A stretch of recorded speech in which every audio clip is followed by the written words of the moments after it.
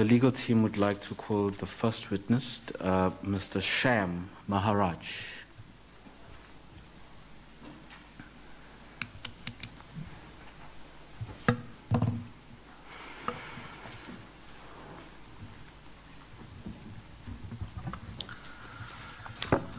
Mr. Maharaj, good morning and welcome. Are you willing to take the oath, or do you want to affirm the truth of your evidence? Take the oath, thank you. Do you regard the oath as binding on your conscience? Yes, thank you. Do you swear that your evidence will be the truth, the whole truth, and nothing but the truth? Yes, more than the truth, I hope. Please then lift your right hand and say, "So help me God." Thank you very much. You may continue, Advocate. Thank you, Chair. Just a quick indication to Mr. Maharaj, if you could please just press your mic whenever you speak, so that. Thank you. Thank you very much. I think we can hear you. Okay, thank you very much. My name is Sham Maharaj. I represent the Phoenix Ubuntu Forum, and I'm very happy that the Human Rights Commission has convened this get-together, together with other members of the public and the media, so that once and for all, the narrative which got put out in the press and by many politicians, the truth be told. And that's why I'm here for. Thank you, Mr. Maharaj. Thank you for introducing yourself, and I think you've highlighted as well that you are from the Phoenix Ubuntu Forum. Just a point of, I think, clarification so that we are all clear. Could you just tell us a little bit about the Phoenix Ubuntu Forum, please? Yes, thank you very much. I was going to get to that point, but nevertheless, the Phoenix Ubuntu Forum is a coalition of organizations, welfare organizations, civic associations, religious groups, and women's groups. It's all NGOs who have come together during the time of the violence. We are non-political, we are non-aligned, and that is the way we hope that we are working, because we don't want to be tainted. We're not part of government. It's an independent coalition of organizations. Okay, thank you very much. And just to indicate to the panel that Mr. Maharaj, chairperson, has indicated that he wishes to read a statement that he has prepared. I must emphasize that the statement will be made available to the panel as it will be collated together with all other submissions that have been made to date. And Mr. Maharaj will then be reading the statement into the record, and we will begin as such in terms of his evidence, and then the legal team will ask Mr. Maharaj questions thereafter.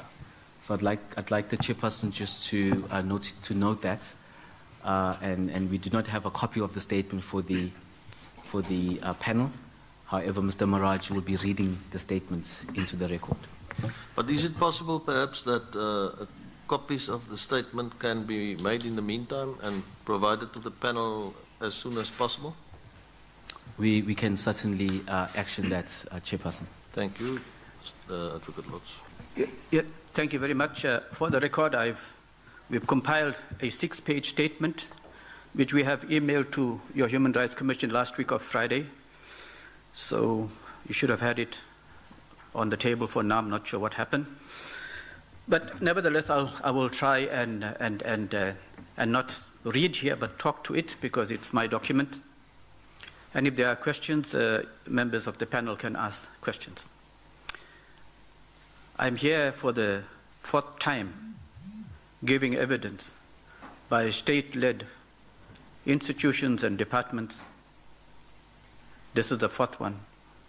The Department of Justice has come to this very venue, actually, many weeks ago.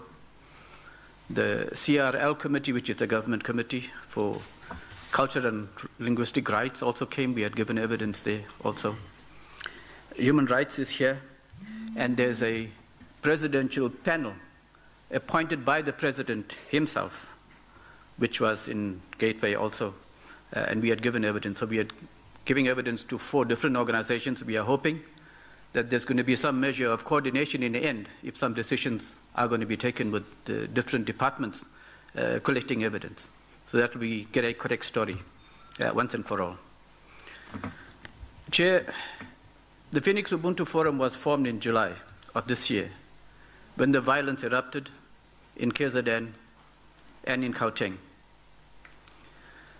Many people who lived in this country, and many of you, thought in 1994, and that's what internationally people said, there's going to be a bloodbath in 1994. It never happened. And we've had a very smooth transition. And nobody, I would believe, experienced and saw violence and looting that happened in July of this year on that scale. And I think what exacerbated the situation was 2 things. One is a total lack of assistance by the South African police services. They were outnumbered by thousands to 1. And they were absolutely no help. The evidence is there, it's not my story. Police were standing aside while looting happened. Social media was really a buzz with many half-truths. Social media can be used very positively, but unfortunately in this instance here, fingers must be pointed to social media. And as well, by the way, my good friends at the back, the commercial media have played an absolutely negative role, the print as well as the visual media. And not deliberately doing it, but trying to get juicy stories out of the sad situation which is happening. So I certainly think at some point, I'm hoping this can be one of the recommendations of somebody, the use of social media and how people who use it negatively can be put to jail. That must happen as a matter of course. I'll tell you what happened yesterday with social media. There was an armed robbery happening in Phoenix yesterday at 1 o'clock in the afternoon. 2 jewelry stores were broken into and robbed, 6 gunmen heavily armed. And after the robbery, and during the robbery, social media was a buzz. Come and take things for free. And social media showed pictures of hundreds of people running and invading the Phoenix Plaza yesterday.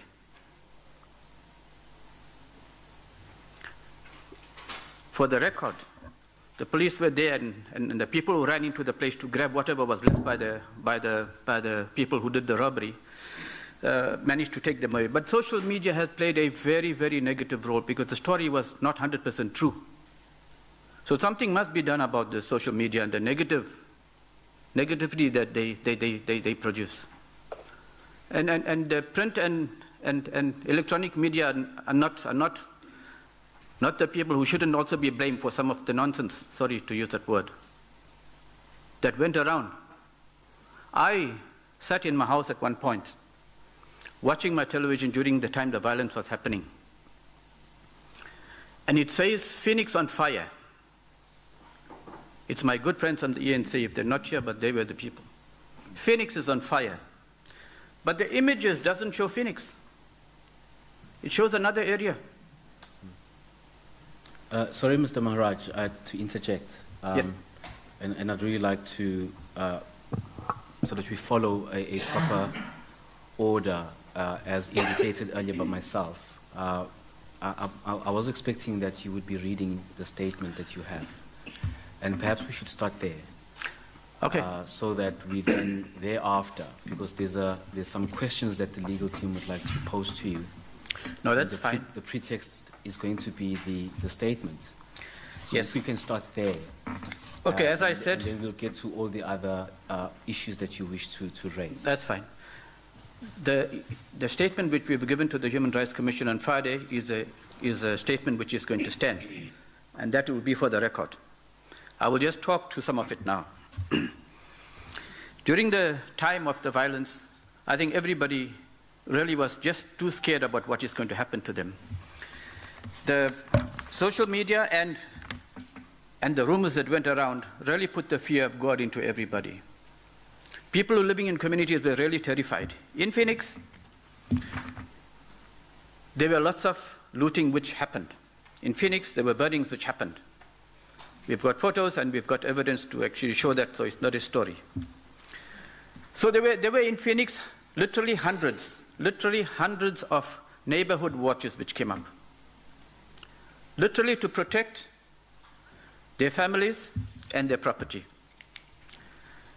And I was part of one of them next to my house, with a group of 50 people, which are all my neighbors, stood by there to make sure nobody comes there to interfere with our homes and our families. And that's what we're going to protect, whoever might say something else. Nobody were armed. We just stood there just to make sure everything was okay. I would estimate there would be about 200 of these things throughout Phoenix. Phoenix has a population of about 650 to 700,000 people and many roads. However, in some areas it is true, and we acknowledge that there were roadblocks set up by different people, and I will name them.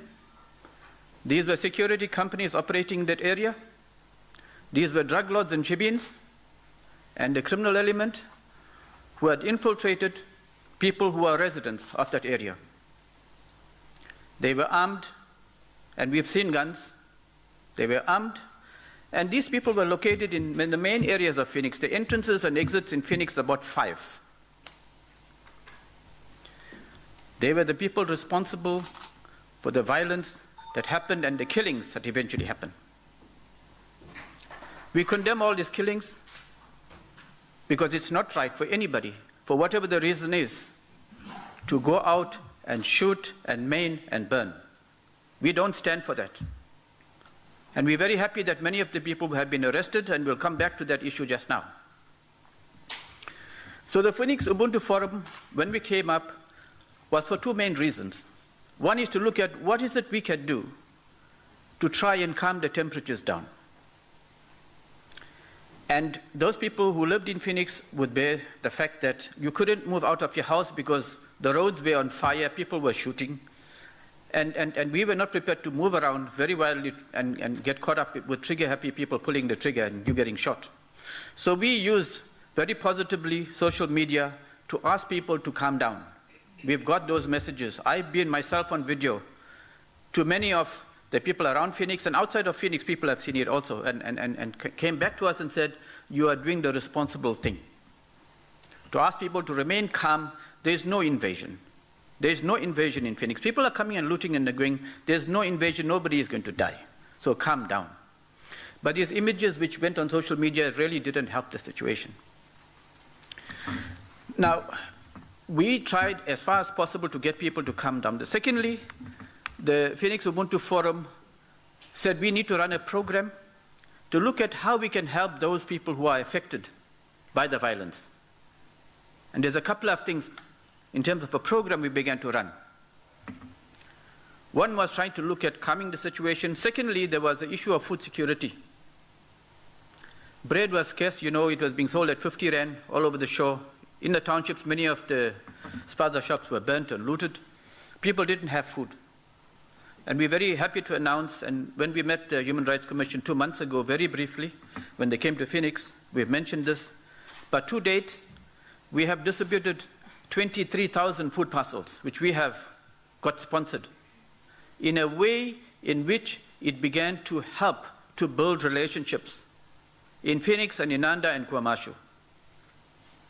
I'm an old activist. I may look young. This issue of social cohesion, which everybody throws around at conferences and at political forums and so on, it's not new to us in Phoenix. We've built relationships with people in Bombay, in Kwamashu, in Nanda, and so on. And in 1 week in July, this relationship got destroyed the trust got broken. And so that the intention of the Phoenix Ubuntu Forum was to look at how to get the food distributed to everybody who is in need. And the food had gone through as far as Umlazi and everywhere else, so that everybody in need got something to eat. In addition, we've held a very good social cohesion program where we had soccer matches in Phoenix. And there's a funny thing, you know, people from Phoenix are very scared to go into KwaMashu for whatever the reason might be. 1 week after the violence, when we were in contact with people from KwaMashu, they were asking me, is it safe to come to Phoenix? We had never had this kind of thing before. But they did come, and we've had a very nice soccer program, and we're hoping to make this something which we are going to get going every year. Then there was a big problem with schools in Phoenix. There are 65 schools in Phoenix. Many of the schools on the area between Phoenix and Mauti and KwaMashu. During the violence and post the violence, these schools were empty. The children from KwaMashu and all refused to come to school because they were too scared. We've met General Begikele, who is my great friend from 1977. He is in government, I'm with the NGO. And he said, do you know, Maharaj, why people from KwaMashu, the children weren't coming to Phoenix schools? Because social media was a buzz in KwaMashu and in Nanda, saying that there is a feeding schemes in all the schools. There's a feeding schemes there. So if your children go to the Phoenix schools, there's poison being put in those foods, and you'll die. That is why people were not coming. These were the words of the minister. So there's people who were really spreading rumors and sending this on social media played a absolutely negative role. So we intervened with the Department of Education from Pinetown District and had gone to the schools to talk to children, to ask them what were the fears, what would they like to see, to try and look at getting communities together. And people used art and drawings, which pictures we have when we did the program, to indicate they want peace, they want unity, they want nation building. People from KwaMashu talk the same language we talk to in Phoenix. The narrative which went around, which says there was this Phoenix massacre, has been very sad, been promoted by the media and certain politicians for their own reasons. In total, there were about 36 people which we are told died in Phoenix, and we've said before, these killings must be condemned because killings are no good. Injury to people are no good. We were a bit skeptical, everybody, about the way these arrests happen anyway. Of the 36 people, there are currently 3 to 4. One person has died in prison, by the way, one of the suspects. And 3 people have been acquitted because they weren't even on the scene. These are court records, we can verify that. Weren't even on the scene when the violence happened, but got arrested. The defense team is poking holes all over the state, evidence in this thing here. So my thoughts on this matter is that in the rush to get people arrested so they can show people have been arrested, many people who have been innocent have been also arrested in a rush. I'm not saying everybody is innocent. Those people who are guilty must be prosecuted, and they must be sent to jail for what they've done. So on the issue of social cohesion, you know, there are many organizations which came up during the unrest, one set up by Minister Begikele also. And we chose not to take part in that committee because we didn't, as I said earlier on, want to be tainted, and we wanted to be an NGO. Many of them have since collapsed, and we knew it was going to collapse. And the Phoenix Ubuntu Forum, we are very happy that we are still around. We are in touch with many people from Inanda and KwaMashu to look at how best we can build social cohesion. So we've had the Women's Day program where Phoenix and Inanda people came together and we celebrated together And that went out in social media as a positive way of trying to look at how best we can build this community. We have said to many people that the future of this country lies in everybody's hands. And everybody is South African, including the Indian community who came from India, coincidentally today being the 161 years anniversary, which the Premier of KwaZulu-Natal and other people are celebrating outside our venue. So we're very happy to look at a program which we have started already, and we're going to continue for years to come. And we have said to various media outlets that we have been interviewed that we will be here forever. Other people will come and go.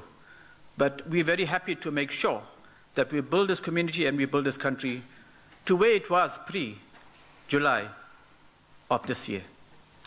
So in summary, that's what it is. We've got a 6-page document. It will be circulated hopefully to all of you via the Secretariat of the Commission. But I will pause there because 6 months of hard work will take very long for us to finish. We have 1 hour here. And if there are questions, I'm very happy to answer those questions. Thank you.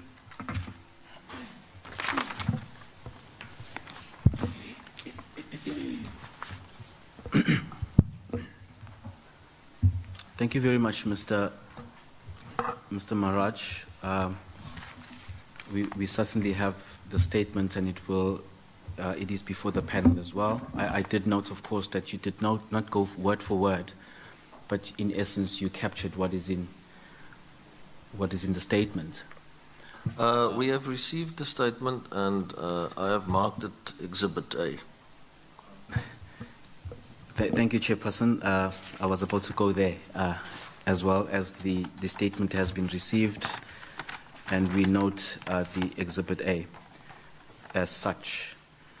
Mr. Maharaj, there will be a few questions from us, or a couple of questions from us, and of course, I will be assisted by the legal team as well.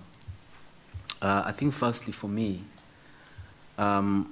you of course mentioned quite a number of things relating to what the Phoenix Ubuntu Forum has done, but just for clarity's sake, so that we are clear as well, was the forum formed, I may have missed it, but was the forum formed pre the unrest or post the unrest?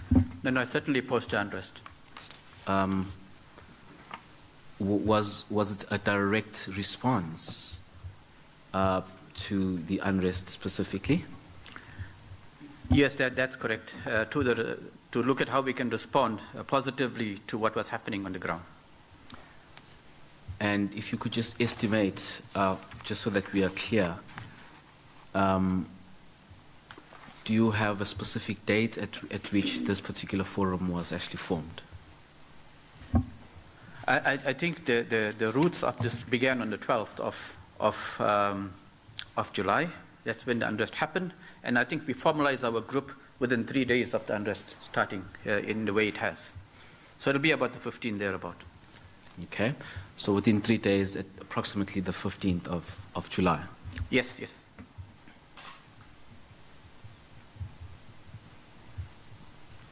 And it's correct to say that, as I understood, the forum is really formed by members of the public? Yes, it's community organizations and NGOs.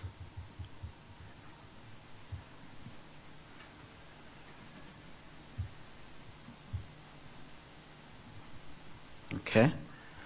I do note that you specifically mentioned that at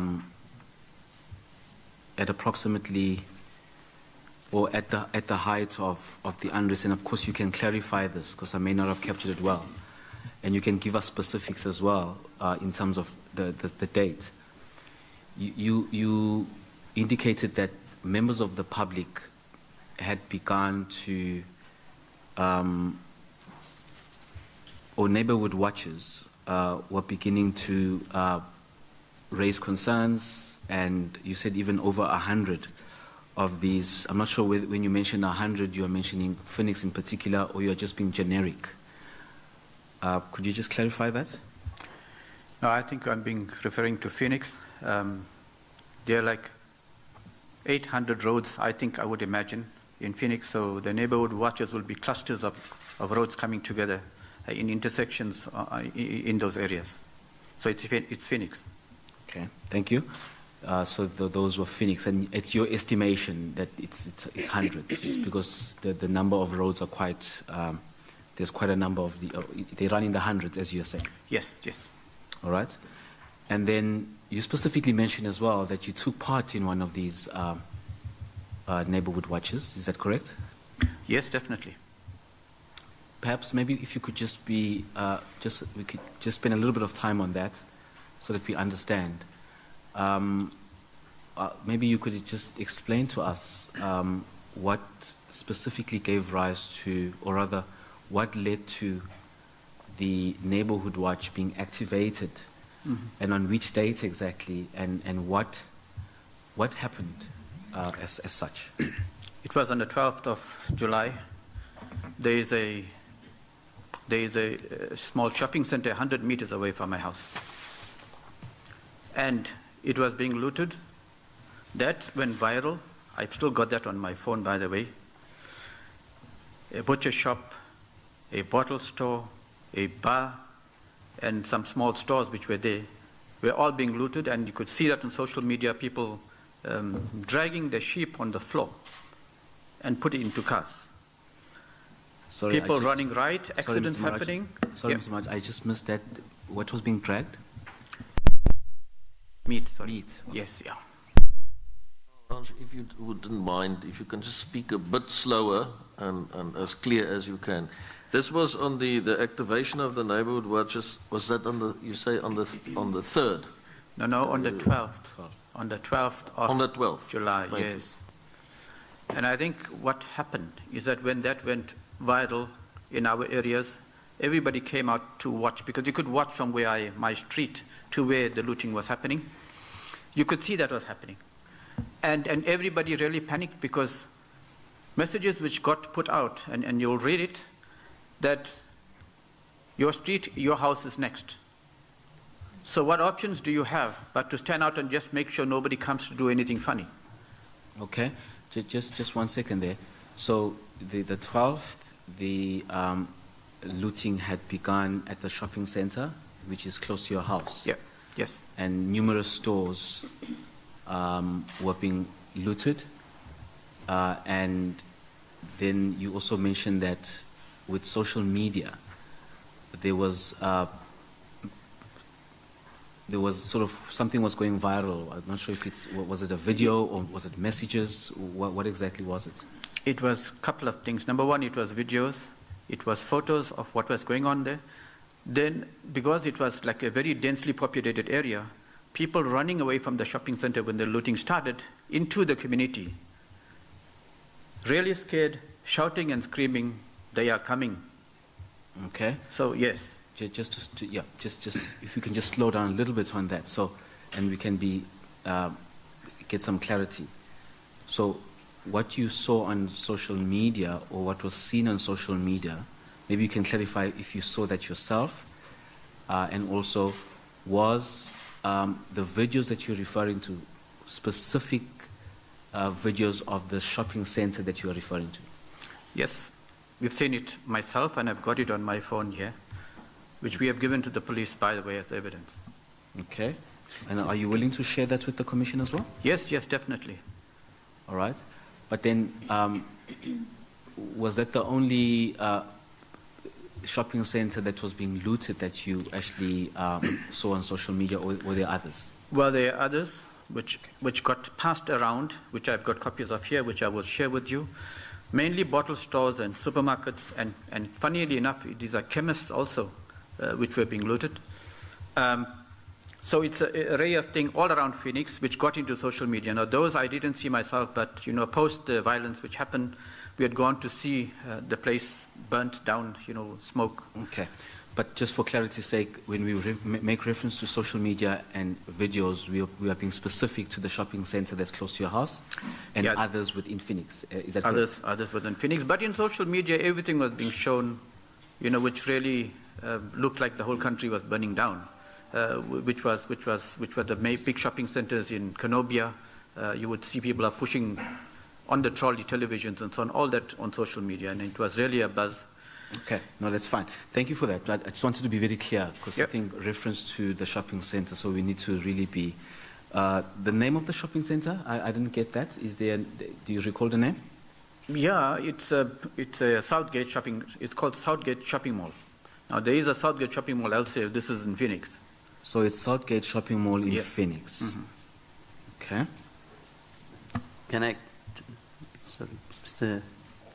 Sham, earlier on when you talk, some of your opening remarks, you were saying that yesterday there were images on social media which were not of that actual place.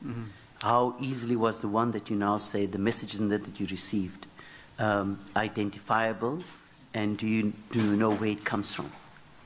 Well, the one we received yesterday has come from a group which is in Phoenix. It's called Phoenix. It's a security committee, and they deal with issues of crime.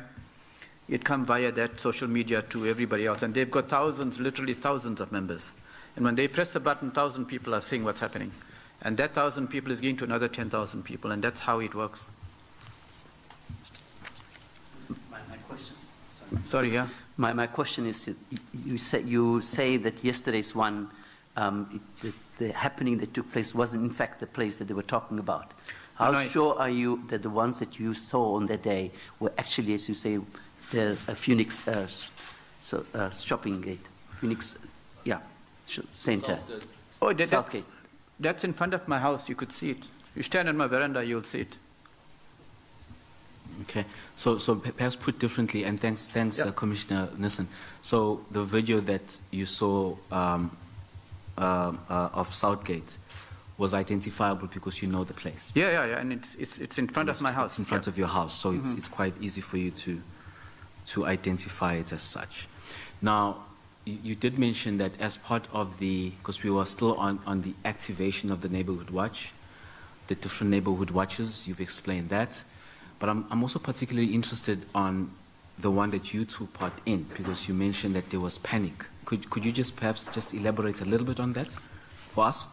Well, I think once social media was abuzz and everybody's watching the looting which was happening, generally all the men came out onto the street to say, what can we do to look at making sure we protect our families and properties?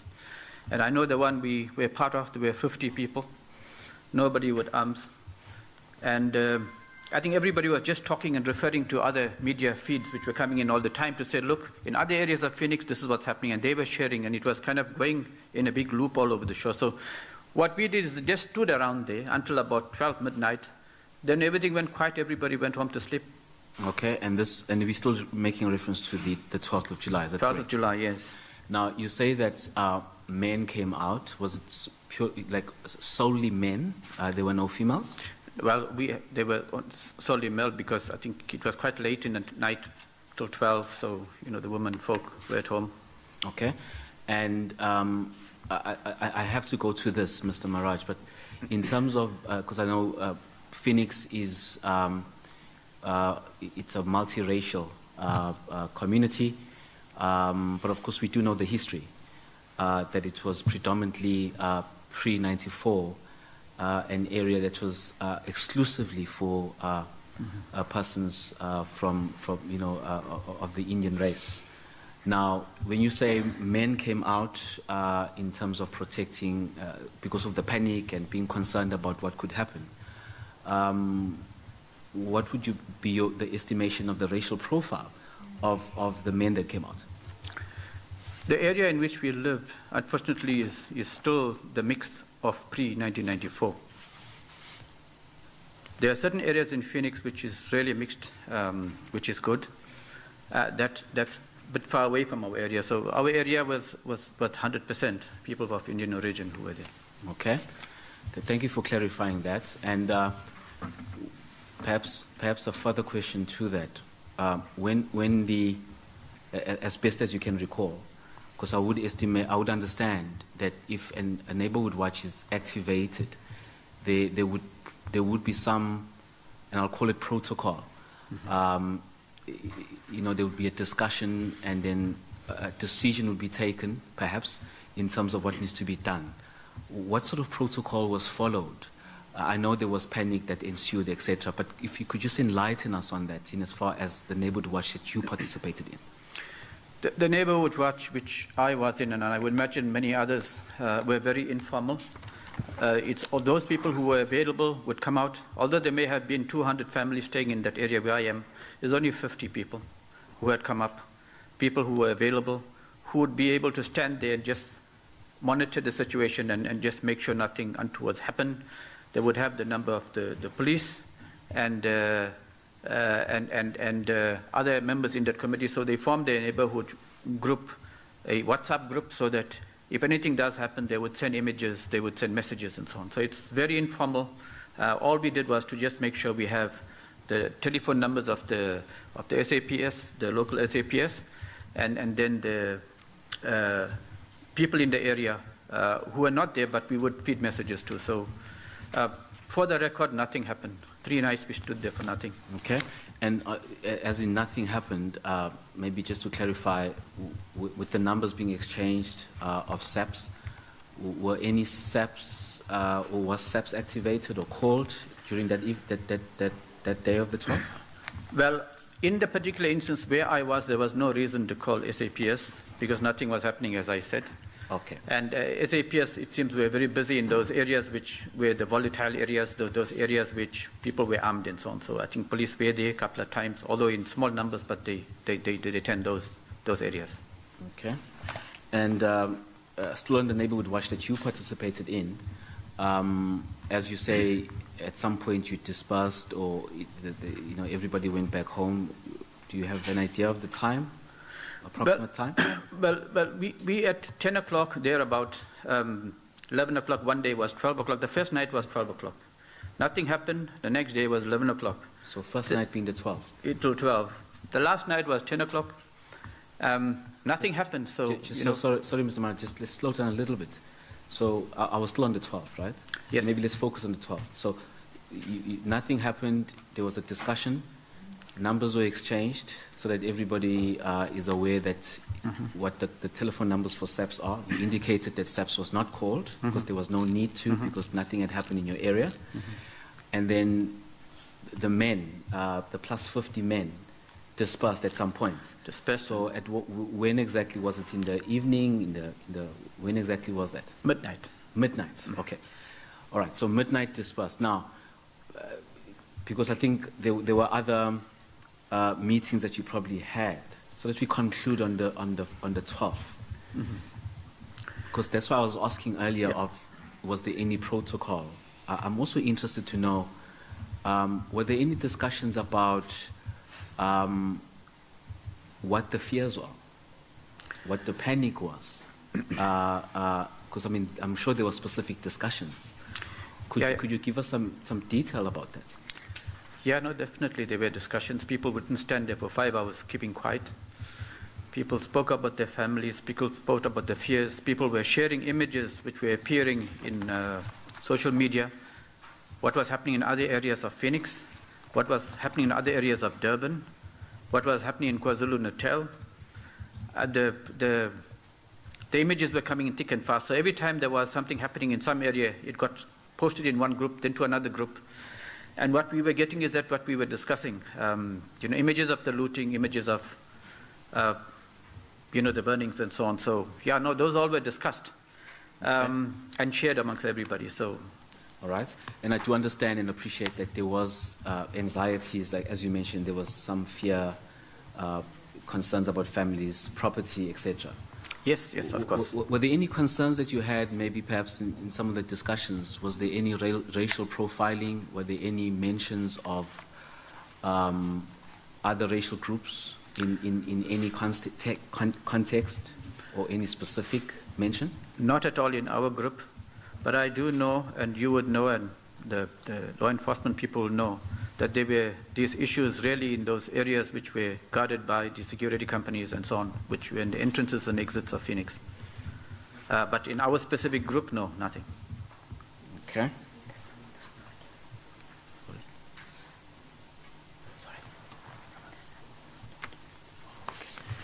All All right, thank you for that, Mr. Maharaj. And then you did say that the following day as well, I think it would then be correct to say the 13th, Yes. the Neighborhood Watch met again. Yes.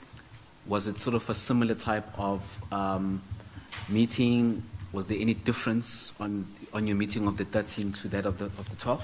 Well, essentially on the 13th, we would discuss what happened during the time of the day, because the neighborhood watch only came together at 6, 7 o'clock in the afternoon, evening, because people were kind of daytime. It was a bit quiet.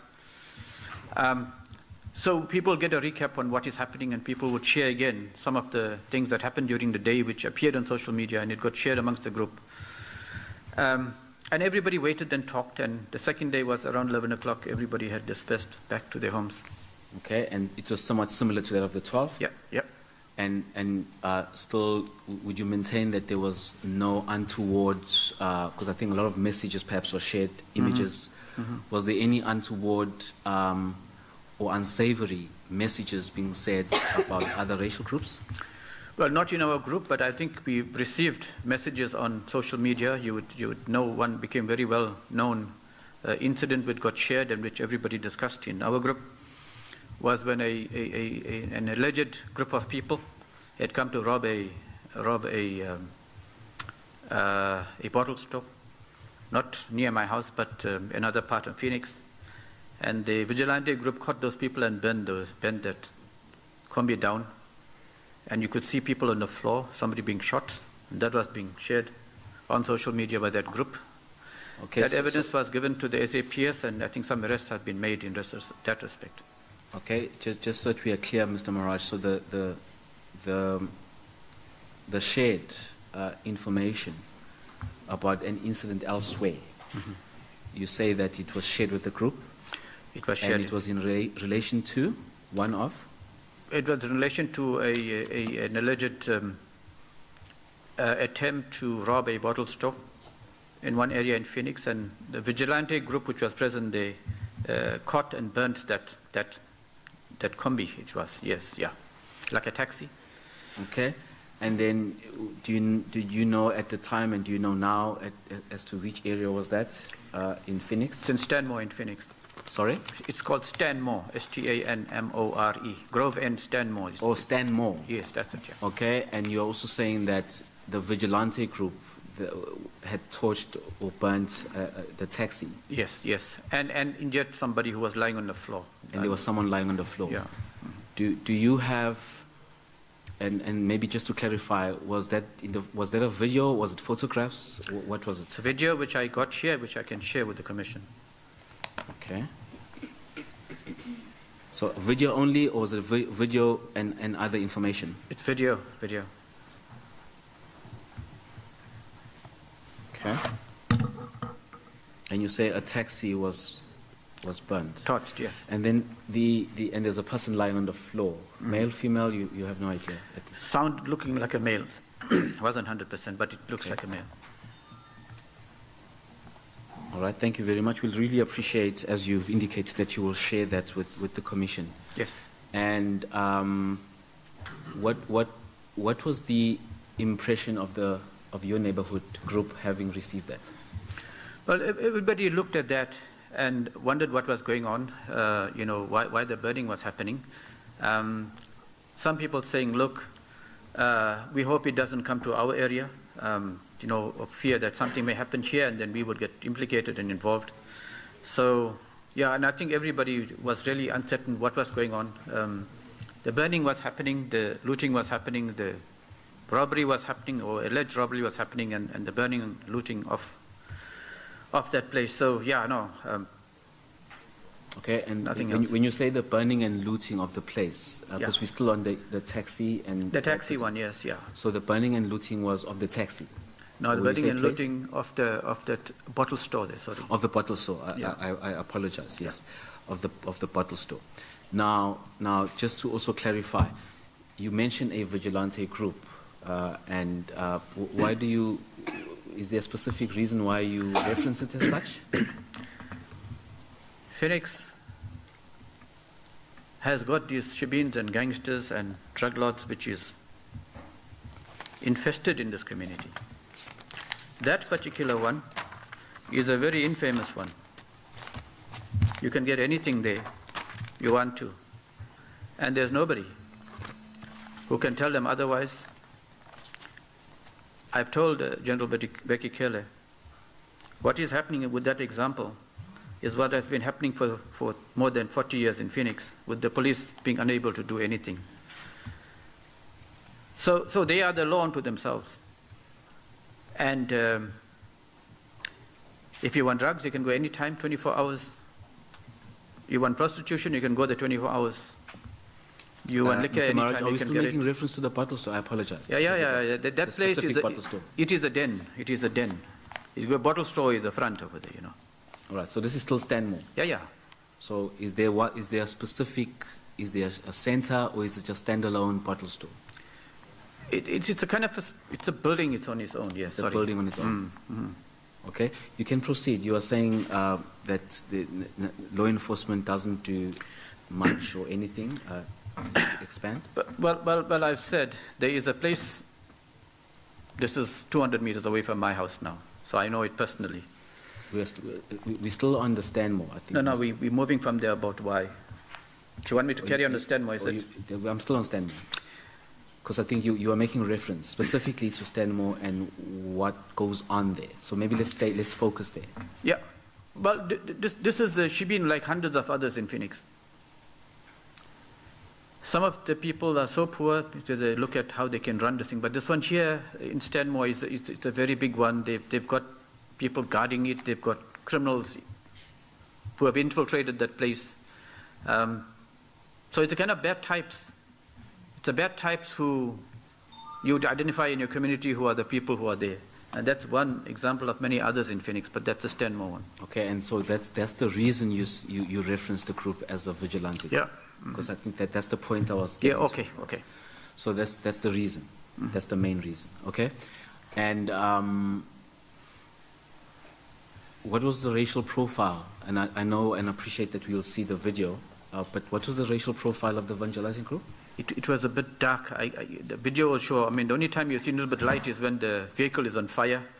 It was a bit dark, so the video was dark, I think. So yeah. Okay. You couldn't make out. And could you, based on what you saw, was there any security companies, guards, or you just saw people, basically? We just saw people there.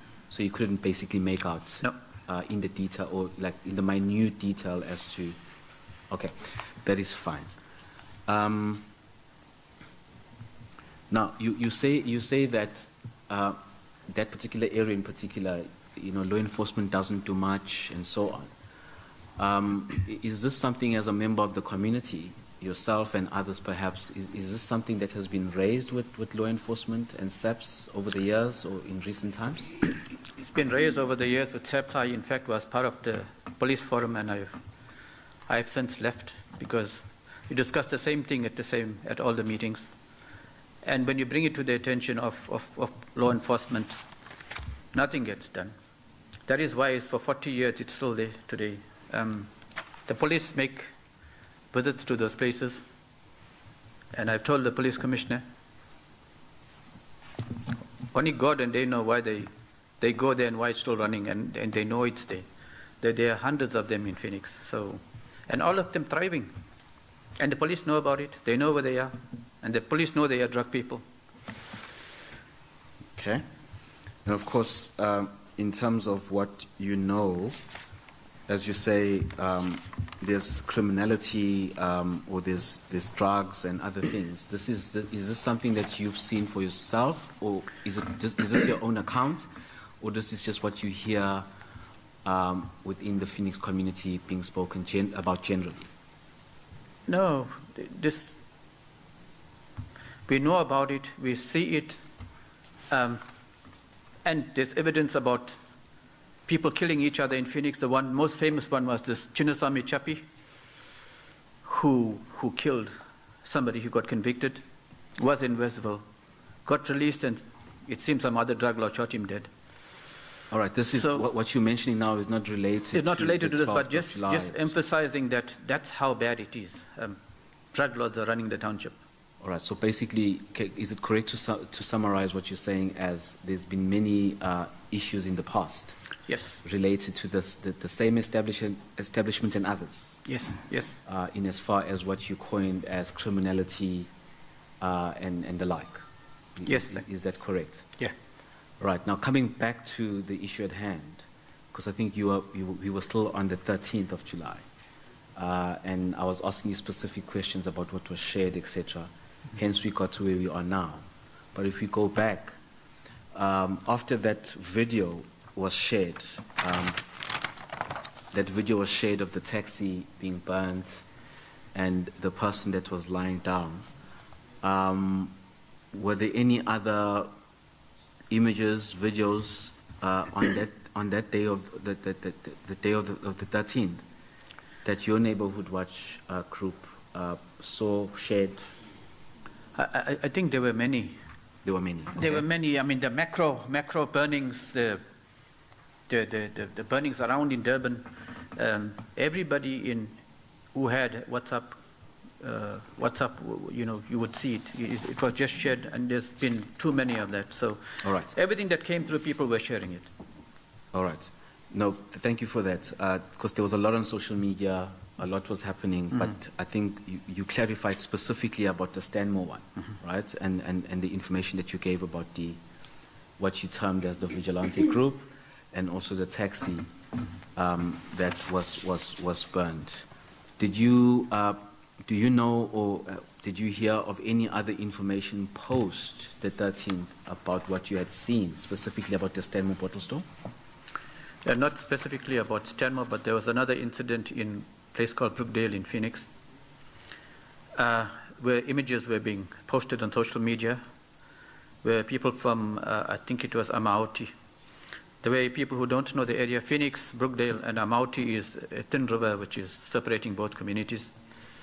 And images which got shared during that time were hundreds of people who were marching from Amaoti into Phoenix, allegedly to go and rob the Phoenix Plaza. And the images of police intervening and private security companies intervening got circulated. And it got termed Phoenix was being invaded wrongly. That images I have, we will share that with the Commission also. All right, this is now the Brookdale example area. that you're giving. Brookdale, yes. And is this related to the date of the 13th? 13th, thereabouts, received yeah. this information? Yes, yes. All right, maybe just to answer my question then, earlier I asked about whether there was any further information that you heard post the 13th about the Stanmore incident. No, And the is the Stanmore, answer no? Stanmore incident, nothing. There was nothing else, right? So we'll come back to the Brookdale issue or matter, for example. But then the 13th ended, and at some point you left the neighborhood watch and dispersed. You had said about the 12th that No. around midnight you then Nah. dispersed because nothing happened. Did the same happen with regards to the 13th as well? 13th, about 11 o'clock, nothing was happening, so we all dispersed. At 11 p.m. or so. All right. Now, when does the Brookdale incident come into play? Is this now on the 13th? I think or it is was the about next day? I think it was about 13, but my phone here will show me the date. It's around that time, yes. Okay. And was this also shared and amongst the neighborhood watch group And on social media broadly. and on social media broadly? Okay. Maybe let's go there then, because you mentioned it. The Brookdale incident. Maybe just give us some specifics of what you know about the Brookdale incident. You said that people, I'm not sure whether you said it's alleged that people, or you're saying people from the Amaoti area were marching. Could you perhaps maybe elaborate on that and maybe explain to us, because many do not know where Amaoti is and it's where it's located in terms of where Phoenix is at. Sorry. Yes. Advocate Lords, may I just ask, when we get to a name like, for example, Amaoti and so on, as you would know, not all of us are, acquainted with these areas and so on. Just spell it for us from your side, perhaps, or ask the witness to spell it for us so that we, have an idea of Thank you very much, Chair. what the place is. My understanding, and Mr. Maharaj and others will correct us as we go along as well, Amouti is spelled A-M. O-I-T-I. I think A-M-O-U-T-I, sorry. So Oh, it's A-M-O. Amaoti. A-M-A-O-T-I. A-M-A-O-T-I. Yeah. Okay. And where is Amouti located? It's in a northern area of Phoenix, Phoenix North. How can I explain that? But it's in the north of Phoenix, the area bordering of Phoenix, Inanda and, Amaoti and Brookdale are just like 50 meters apart. The river actually is an area which divides both communities. Okay, so Brookdale is part of Phoenix. Yes. And Amouti is Inanda, I think, yes. part of Inanda. Mm-hmm. And this is next to Phoenix. Yeah. And it's separated by a river, you say? Yes, yeah. It's a stream, not even a big river. A stream, okay. All right.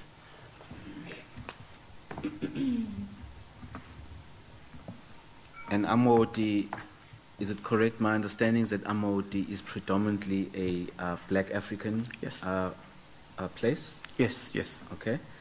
And given your history in Phoenix, approximately when was Amouti actually, when was that particular area set up, or when did people start living there, as far as you can recall? I mean, this is just for context sake. Well, but Amauti was a very old area. I think when Phoenix was being built, Amauti was there already. But sparsely populated, it got densely populated, I think, post-1994. Many people who, from the townships and so on, I mean, from the rural areas came seeking jobs in Durban. I think many people settled in that area. So it's quite a densely populated area now. Okay. And then back to the issue now, because I think you mentioned the Brookdale incident or matter. You were saying that you saw people marching. Was this a video?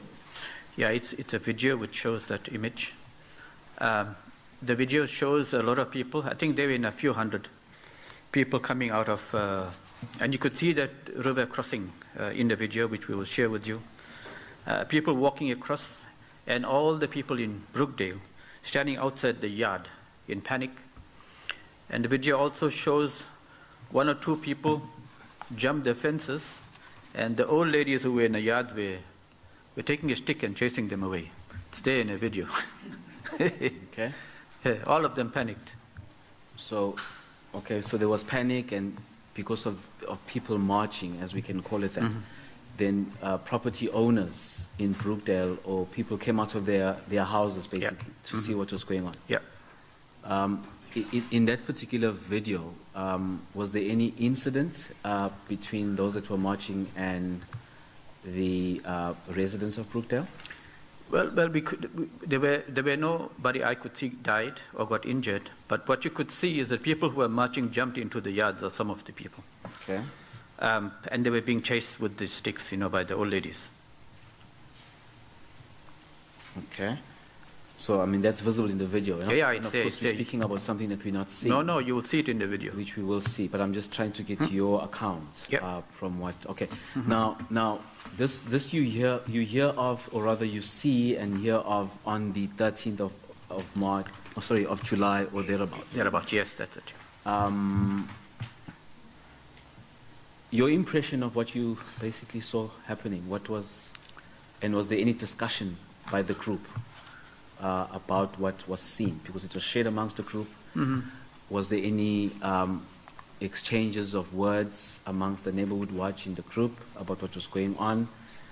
And of course, you don't have the benefits of that in front of you, but what was the impression generally from what was observed from that particular video and photographs? Well, I think the question which everybody had, well, it was during the time of the burning, looting, and the riots, and that you don't generally see as many people walking into Phoenix. I mean, it's like a 40-year-old area. You've never seen that image before. And when you see that image, you just ask the question, and everybody was asking in the group, I mean, why would people be marching into Phoenix? Phoenix people have done nothing to at that time, nothing to interfere with anybody or to fight with anybody. So Everybody was unsure about why that march was taking place. And everybody just speculates. Maybe they were going to the Phoenix Plaza, or maybe they were coming into people's homes. And the image of those old ladies chasing people out of the yards would give credence to the fact that maybe they were going to come into the houses. So it was all pure speculation. Nothing happened. Okay. Seriously. So nothing serious happened, Yeah. except for the incidents you referred to as people being trying to get into people's yards. Yes, and so on. yes, yeah. Well, did any of the members of the Neighborhood Watch call SAPS Well, specifically related to that incident or that which you saw?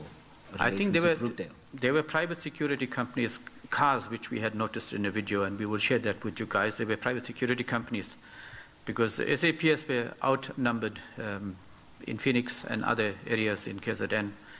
And I think the community relied very heavily on these private security companies. And Okay, I am told, I'm not sure how far this is true, there are over 50 of these private security companies in Phoenix. Some of them registered and others not. Okay, but back to my question specifically, because this was being discussed, and that's the context, right? Yeah. And let's not run away from it. It's the discussion in the Neighborhood Watch group.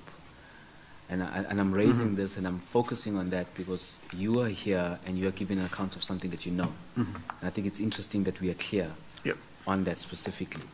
Now, the question was, are you aware of any members of the Neighborhood Watch group calling SAPS, even yourselves? No, we didn't. You didn't. And why didn't you? Well, I think everybody was for themselves during this time. If something was happening around you and you were being attacked and so on, you would call SAPS. Nothing was happening, so there was no need for us to spread panic. Sometimes the social media things not 100% correct, so we didn't want to add confusion to whatever was happening. So I think in areas where people were in, certainly in our area, if there was nothing going on which needed SAPS attention, we were not going to call them. Okay. So you not calling SAPS or members not calling SAPS, was it purely because of a lack of trust in SAPS at that particular time, given that there was heightened unrest? I'm really just trying to understand why SAPS was not called even by yourself, given what was going on or what you saw. Well, one of the key reasons here is that there were a lot of old videos also doing its round in social media. Things that happened before, things not even in your area.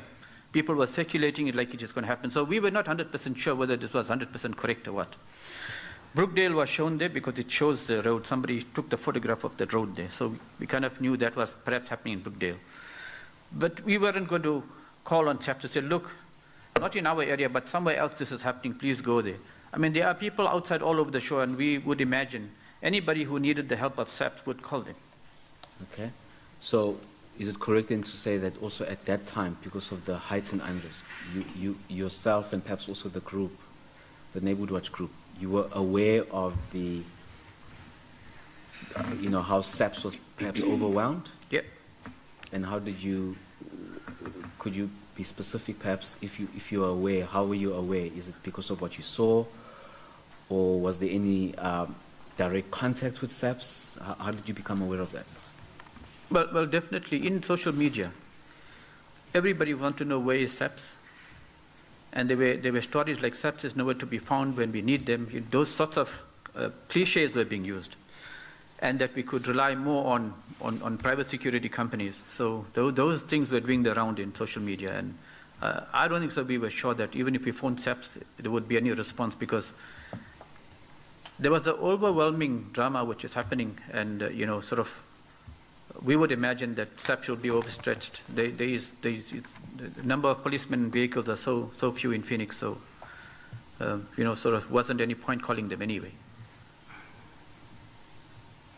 Okay. Now, thank you for highlighting that. Now, the next day, which is the 14th, what does the Neighborhood Watch do? Or what happens on the 14th, as far as you recall? I think on the 14th, everybody saw the looting was happening, but nothing really did happen the last 2 days. And we had a discussion about, and certainly I tried to look at promoting this discussion. But we've in 30 years staying in that place, 35 years I should say, some people don't know their neighbors. And suddenly during this time, everybody was so enthusiastic, which came out there, wanting to look at how they can protect their families and their property. And now nothing is happening, so, there was discussion about saying, look, that's it now, so, don't want to say disband the group, but perhaps that is no longer use for that group to be coming up every night when nothing was happening. So I introduced some discussion about saying, look, there's a lot of good positive energy amongst people here. So can we look at least starting two things? Number one, a group of people who can do something good in this community. So as an example, cutting the verges, growing plants, and get the energies on the right side. And happy to announce that group of people who are now become a development committee, we've converted that into a development committee, and they are planting and making the place look beautiful in the neighborhood. The second idea was to look at starting what we have now called the Phoenix Ubuntu Forum. That's now history. We've talked about it and eventually launched it. Okay. So yeah. Yeah, no, thanks for that. I think we've also been clear on how it was formed and such, but maybe just one last point, or rather question, especially with regards to the 14th, because the 14th, you say that not much happened thereafter. Yeah. No, in my area, yeah. In your area, of course, because that's the focus. Now, and I want to get to that. So there was no specific incident in your area, save for what you saw in relation to the mall that is visible from your house. Yes, yeah. Does that mall fall within the jurisdiction of your neighborhood watch? Yes, of course, yes. Okay. So when you say no incident, would that then be incorrect then? Because that was the incident. Well, no further incidents, I should say, yeah. No further incidents. Yeah. So the mall, the name of that mall is Southgate Mall. Southgate Mall in Phoenix. That's close to your house, within the jurisdiction of your neighborhood watch, is the one incident. Did the neighborhood watch, because you saw, you said looting of various stores and so on. Yes. Did the neighborhood watch specifically do something about that incident? Because earlier my understanding was that there was no incident, but now we are clear that the incident of Southgate was actually the incident that fell within the jurisdiction of your neighborhood watch. So was there anything was there any specific action by your neighborhood watch, by yourself, that you know of, that was in direct reaction to what happened in that Southgate Mall? Well, the Southgate Mall has a security company guarding that place. I think when the incident started, they alerted the police, so we didn't want to call the police again. They were already there on the scene. And the way things unfolded is it's a police van was there with the blue lights. I think there's a Metro Police people who were there, because there was an accident nearby there also. They just stood by, and the looting continued. Okay. The police was powerless with one van to stop, I don't know, 500-600 people or more. Okay. So there was sort of pandemonium in a way, because there was a lot of people, but SAPs were overwhelmed, as you say. Yeah, they stood one side and just allowed whatever needed to happen.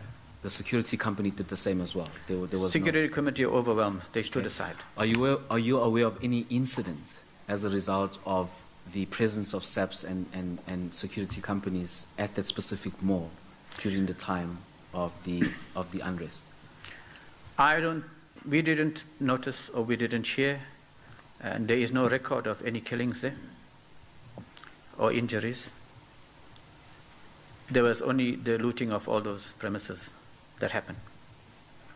Okay, so no record, nothing that you are aware of any injuries, deaths, etc., relating to the Southgate Mall. Okay.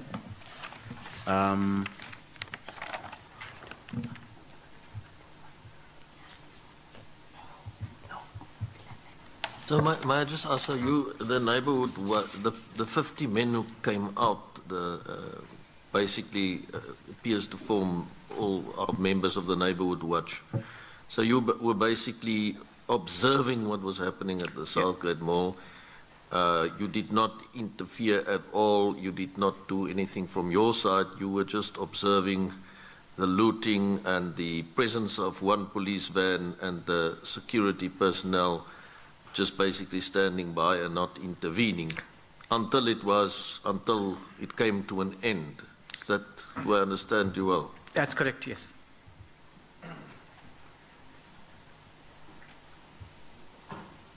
Just beg your indulgence for a second, Chair. Just double checking something. In the meantime, may I just ask Mr. Maharaj, in your submission, you say that your neighborhood watchers, there were 4 to 9 that were involved in activities against the overwhelming of other neighborhood watchers that were doing good, and there were no incidents. My question is, first of all, are these neighborhood watchers registered?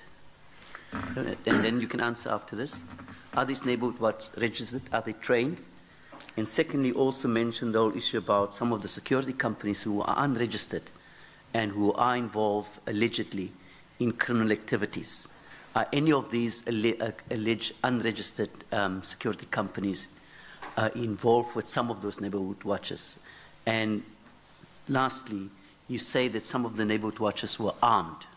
Have you got any evidence of that? Thanks. The neighborhood watches which we formed were like the spontaneous coming together of people. There was no like formal way of getting an election of who the chair and all this. It's like a very spontaneous thing which happened when the looting and so on were arrived. People just came together, and it was for 3 days.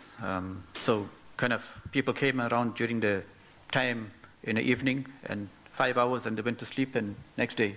So it wasn't a very formalized thing, and it wasn't what you're asking. Being registered, no, it wasn't. Subsequent to all the neighborhood watches coming up, and the police issued a statement, I know, to say, look, neighborhood watches, we're very happy that you are looking after your property and so on and doing nothing else which is illegal, but can you please now begin to work with the police and the police forums so that it can become legalized. So after 3 days, it got disbanded. So we didn't really need for us to do that. So yeah, where the number of companies who are operating as security companies, I think the police is onto that list of people or companies which have, and it's been on record now in the news media and so on, that police have confiscated from many of these companies arms which they alleged were unregistered, or for which licenses were not being held, and have been sent to ballistics to check whether they have been involved, those weapons have been involved in any of the shootings. And I know as we are having this commission here, there are court cases being brought by these companies against the police, and it's going to and fro. So yes, many of them have been in the spotlight, and the police have been investigating many of them already. I'm not sure who's going to be charged at the end for what crime, but I think investigation is ongoing. It's going to go 4 months just now since the unrest started, but we don't have closure on this matter yet. Okay. Commissioner, are you done? Thank you very much, Commissioner and the chairperson. Maybe just to also, having answered the question from Commissioner Nissen, are you part of any criminal case that's under investigation? Are you a witness to any case, or what is what you're saying just basically from public knowledge or information that is out there about matters that are going before courts, etc.? Yeah, no, I'm not a witness in any case. We've shared information with the police so that the criminals who committed all these crimes, for which the people of Phoenix are being blamed, must be caught and brought to justice. We've given the police many of the videos and so on that we have received, that has been circulated. But beyond that, I'm a member of the community and I want to see justice being prevailed through the court case, which is going to happen. So I'm not any witness in any case, and I'm not implicated or charged during this unrest. Okay. And just for clarity's sake, because I think you did make mention of SAPS, and we dealt with the issue of why SAPS was not called by yourselves. But just so that it's also clear to everyone, how many police stations are there in the Phoenix area that you know of? This one, there is only one. There's just one. Yeah. And this caters for the entire Phoenix and surrounding areas? Well, entire Phoenix, because I do know Inanda has its own, and KwaMashu has its own, I think. Okay.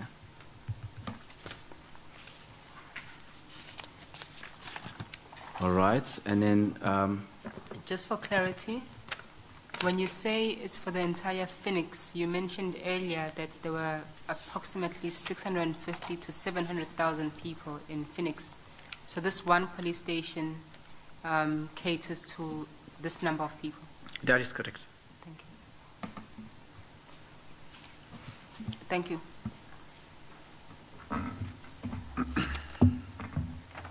okay, and maybe lastly on the issue of SAPs, I mean, I think you did mention, especially with the one incident, that you did see the presence of one police van, and this perhaps also heeds credence to the point you made earlier, that from your understanding and from your impression, based on everything happening around Durban, KZN, Phoenix in particular, that SAPS was overwhelmed. Yes, of course. Right? You made that point quite clear. I would imagine then that if there was one police van and security companies, there was no further SAPs that arrived during that incident much later, from what you know. Well, at the time of the incident, there was only one. And whether statements were taken from the owners as to what losses they suffered and so on through an investigation, SAPs would have gone there later on. But on the time of the incident, there's only one van. Okay. No, I just wanted to clarify that because maybe lastly from me, I really want to just deal a little bit about the information that you received about and the impact on the schools, because you said that Phoenix has approximately 65 schools and it's multiracial, you know, children from surrounding areas, from within Phoenix and surrounding areas go to those schools. But at some point, there was a low turnout at schools you mentioned, and you said something to the fact that this appeared to have been related to information or misinformation that was out there about allegations or something relating to poison. Food poisoning, yes. Food poisoning, okay. Mm-hmm. Could you just maybe just expand a little bit on that in terms of what you know? Because you said that there was a low turnout in schools and then you intervened together with the Department of Education. But during the time of the unrest, the Minister, Begikele, had visited what they called the hotspots, Phoenix, Inanda, KwaMashu, Mumbai.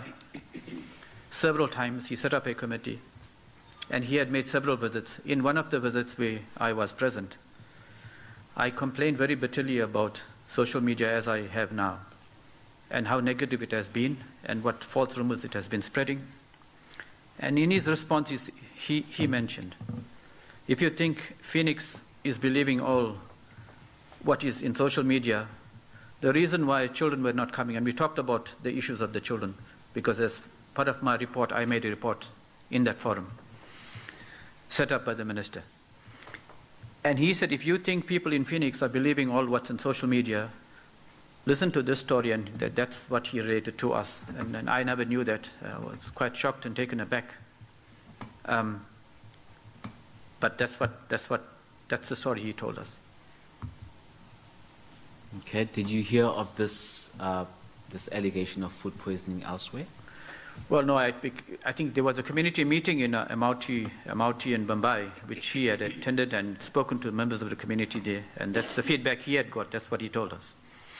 All right, but you yourself specifically? No, I personally didn't hear anything.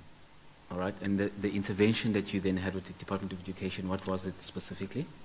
Well, we had gone into schools with many of our members, talking to children, trying to get an understanding from them as to what the problem was, why they were not in school, and got people talking in groups and got people to articulate their thoughts in art, and children were drawing about peace and living together and those sorts of things. And I think that's the way we try to look at how we can get people out of the fear of saying, now look, what you heard may not be true. Nobody is going to die if they come to Phoenix. It is peaceful. People are shopping in Phoenix. There is no violence in Phoenix. I mean, 3 days after the 13th thereabout, I mean, it was just normal, like nothing has happened. Everybody from Inanda, who had come to Phoenix before the 12th, were freely walking in Phoenix and buying and walking and eating and traveling by taxi, and nothing was going wrong. So people began to come, and slowly there is now, I mean, there's exams now, but things return to normal at the school. Okay, and then maybe in summary, what would you characterize, because I'm quite interested in what the children were saying, what would you characterize the views of children, especially during that time? If there was a low turnout at schools, you intervene, you got some sort of interaction with children. Could you just give us, specifically during that time, what were children saying? What were their concerns? Well, I think very clearly it came up over and over again that their parents had asked them not to come to school because of violence and people who have been killed in Phoenix. They were afraid that, maybe rightly or so, but they were afraid that when the children will come to Phoenix, they will be killed also. And the Phoenix massacre did its rounds all over the show, social media and every way. So I think everywhere were just too scared to come to Phoenix. And I think as parents, rightfully, they would want to protect their children. So that's the narrative which got passed to children. Okay. Now, thanks for clarifying that. So it was really an issue of fear, and it also came about because of what, and you did mention that you were aware of, a number of people being killed, etc. Perhaps one last one, and I apologize if I'm dragging this a little bit further. In terms of the incidents, because I think you mentioned it, that there are criminal cases ongoing, you have been assisting the police with information, but you are not a witness in any of the cases, etc. From the context of your neighborhood watch and your involvement in the forum, etc., were you or your neighborhood watch related in one way or the other through your neighborhood watch or yourself personally on any of the incidents of people being killed? And I know you dealt with this earlier because you said that there were no further incidents, but I'm just trying to get clarity that your knowledge of people dying, etc., is it related in any way or the other to any incident that happened within the jurisdiction of your neighborhood watch, and so on? Just so that we are clear, because you mentioned it. Yeah, no, not at all. Not at all? Not at all. So it was just information that you consumed, generally from the media and your interactions with other members of the community? Yes, yes.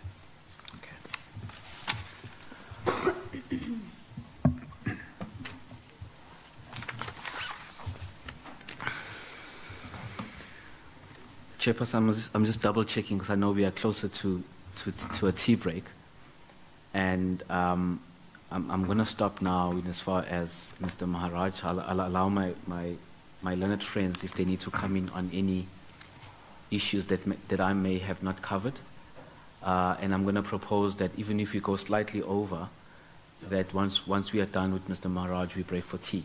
Fine. Thank you. Yeah, no, that is in order. Thank you very much. Any of the other evidence leaders with questions to Mr. Maharaj? Yes. Thank you, Chair. Perhaps we should start from the beginning, Mr. Maharaj, in respect of your opening remarks regarding what you say was the negative role played by the media. Do you recall that? Yes, of course, yeah.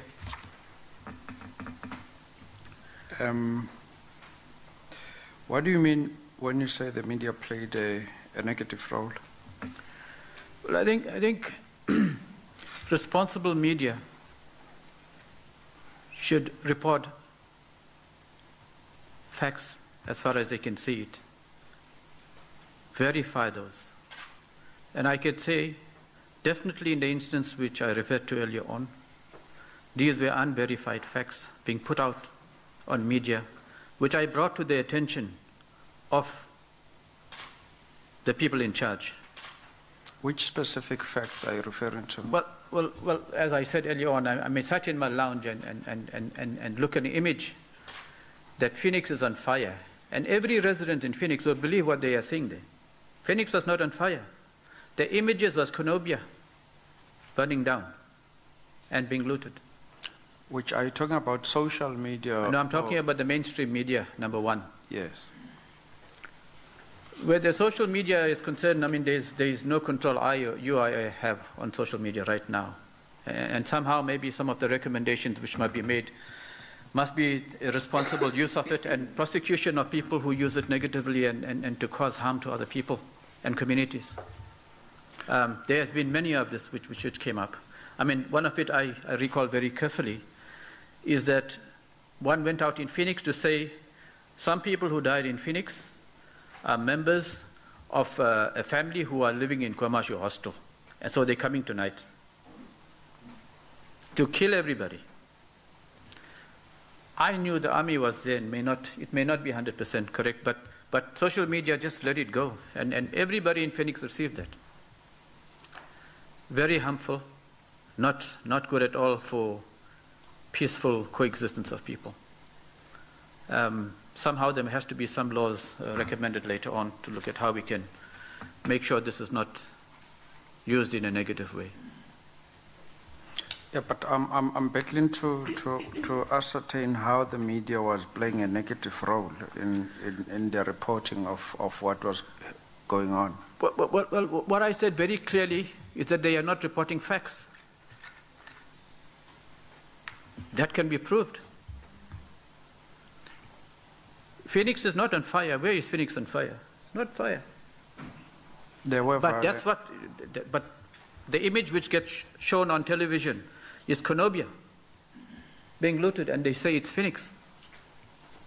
It's false reporting. You see, and that doesn't make anything look good for public. You know, people who are already in panic mode, you are giving false reporting. But do you understand that in the circumstances, the media had to be everywhere, and it was not possible for them to go back to their editorial rooms to verify those facts? Well, then I can only call that irresponsible. How is that irresponsible? You got to verify facts. It's a known thing. Any person with some basic knowledge of this whole thing of saying, look, verify before you put, and in the media, my own understanding, I'm not a reporter, but I can tell you if I'm working for the media, I would never report something which is unverified. But they were on the ground at the time these riots were occurring, and there was no room for them to retreat to the newsroom for them to do the editing and verification. It was reporting live, so it was bound to have an element where one thing or the other may not have been verified. That may be a view of somebody, but my personal view is that if you can't verify a story, don't put it out. Finish and clear. But do you understand that the media plays an important role in exposing human rights violations? The media can play a very positive role. I agree. In this instance here, it was very negative. That's my point. You cannot put something out if you can't verify it.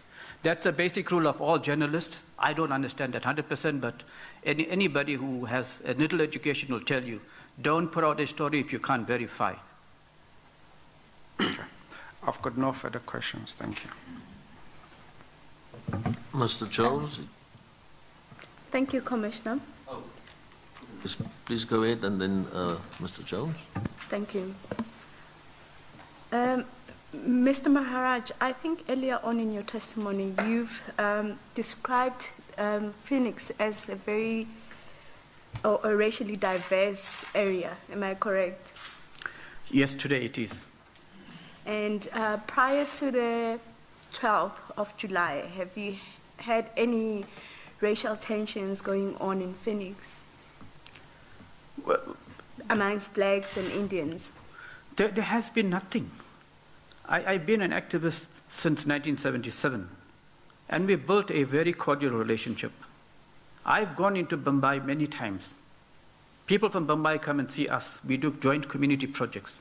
There has been absolutely no tension before that time at all. In other words, you would describe Phoenix as a very calm area. Anybody you talk to in Phoenix before the violence will tell you. People worked together, people ate together, people played soccer together. Nothing. There was absolutely no problem. So then, in your own view, what could have led or caused this violence or the unrest on the 12th of July? Well, the 12th of July unrest started KZN-wide, not Phoenix only. And particularly in Phoenix. But particularly in Phoenix, there's two things: the violence and the looting and so on, which happened. I've given you an account of that. Now, where people were killed and so on, we've been very clear that happened. The police has collected evidence, and they have gone ahead, and they have going through a process of prosecuting people through the courts. Now, for me, it has been people who've been in these roadblocks, which I've mentioned before, who have been the people who have been perpetrating this. I mean, they belong to all the kind of categories of people I've already mentioned to everybody here. I can't say the reason why people were shooting wildly at people who were coming to Phoenix. I wasn't at the roadblock. I don't know. Yeah, I understand what you're saying, but these people that you're referring to, could they be coming from Phoenix or outside the areas closer to Phoenix? You mean the people who had been shot? Who had instigated this violence on the 12th? I think in Phoenix the violence has been mainly by the people who are from Phoenix. They constitute the categories of people who I have mentioned. They're from Phoenix. Yes. All right. You've also mentioned the fact that the police were a bit overwhelmed. To your knowledge, was it only the police from around that area who were called to come and help out, or do you know if maybe there was a call for, what do you call, for support from other areas? I wouldn't know that, but during the time of the violence, it seems that every area was affected, and the police in those areas were attending to incidents of violence and looting in the areas in which they have jurisdiction. That's my calculation of it. Lastly, in your opinion, do you think somehow this the happening of the events on the 12th could have been prevented in one way or the other by either the police or the neighborhood watches in your area? I think we have to look at this a bit more widely than Phoenix. Phoenix is a small example of what was happening all over the shore. What was very clear, and we don't want to get into the politics of the whole thing, that's going through the courts hopefully, that the attempted insurrection which started was the main cause of the violence and looting throughout KZN and Gauteng. And it spilled into all the areas, including Phoenix. And one of the issues arising from what question you asked is that there may have been 36 people who had died in Phoenix, but there has been more than 300 some change who had died throughout KZN and elsewhere. And the question which everybody also still asks is what happened to two things from the police. What happened to that over 200 some change who had died throughout KwaZulu-Natal? Why was there no investigation on that? Or if there was, it wasn't publicized. And number two is those people the police have identified as the key to starting the riots, the insurrection, who they have identified. Those cases has quietly died. And 3 days ago, I was very impressed to hear Shamila Botai briefing parliamentary committee to say that if this matter is not sorted out, the violence will start again. You have read it in the newspaper. That's what she said. So coming back to the point is that this is bigger than Phoenix. It's lots of underlying problems, in my view, that cause all the trouble, one being political. But my own personal view, which we are putting together a document and writing to the President about, there has to be justice in this country. Justice between poor people and people who are super rich. Justice with people who don't have and people who have too much more. There has to be job creation, so long term we can have peace. There has to be housing. The squatter camps and so on must go.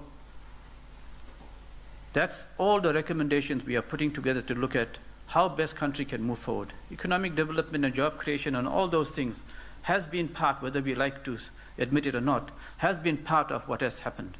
I know there's lots of discussion about cars being taken to shopping centers, and when the looting happened, rich people were stealing. But you saw a lot of poor people who saw an opportunity to take food and what have you, and they took it because they were poor. I'm not condoning what they've done, but it's a result of this unequal system we have in this country and this community. And until that changes, we must brace ourselves for more dramas, certainly. And the quicker we get down to what those underlying causes are of the unrest, the quicker we can get peace and working together in the country. And we are doing this memorandum, sending it to the President's office for whatever it is worth. And that we are saying are the causes, main causes of what happened. So basically, from what you're saying, can we take it, or we should pick up that what has caused this is a number of factors, including poverty, racial tensions, and all other factors that are playing a role? Yes, definitely. Thank you, Mr. Maharaj. No further questions. Mr. Jones? Thank you, Chairperson. Mr. Maharaj, thank you for highlighting that there is a need to address the inequalities in South Africa. There has to be justice between the poor and the rich. What has permeated through your testimony, in my view, is this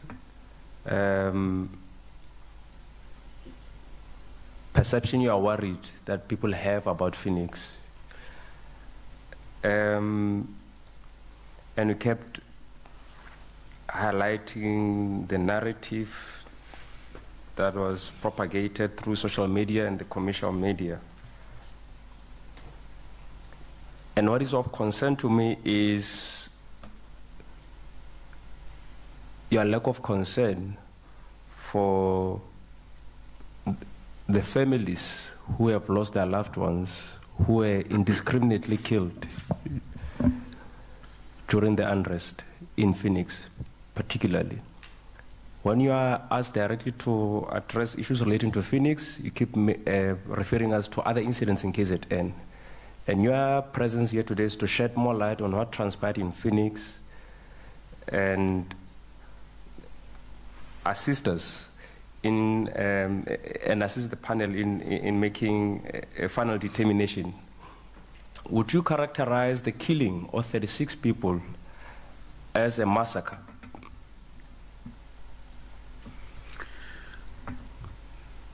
That I think has been something which both the media and politicians have sought to put out. I don't think so. It has been a massacre, but it has been killings. That's true. People have died. And for the record, So, no, just confining to that. What is your understanding of a massacre? well, if you look at Marikana, perhaps that was a massacre. So, Here, the police can't say where people who were found in Phoenix were killed, number one, were killed in one incident or at one time, one day. There is no clarity from anybody on that matter. Mr. Maharaj, would you agree that there was a deliberate and brutal killing of people of a specific race and color? That's true. And that, in your view, does not amount to a massacre? No, those were killings. Okay. I'll move on to the to my other questions. These vigilante groups that were constituted, did they only comprise of members of the Indian community? Well, I haven't been there to see it where the people who were armed were sitting and the composition of who those groups are. But I do know there were armed people, there were people from the drug syndicates, there were people who were running these companies. There's companies which kind of look at security. It's those people, but the mix-up of that, I was not there to witness that, so I would be failing in my duty if I say, no, they are from one or more communities. This process is now to integrate this with the Department of Home Affairs so that we can do this for foreign registrations, which takes a little time. So once we get that connection right, together with SARS, we will automate that. Then, on paying taxes, the SARS reduced the audit risk process, turnaround time, as well as improved the turnaround time for paying VAT and VAT audit processes, as well as for income tax returns. So that process has also been reduced.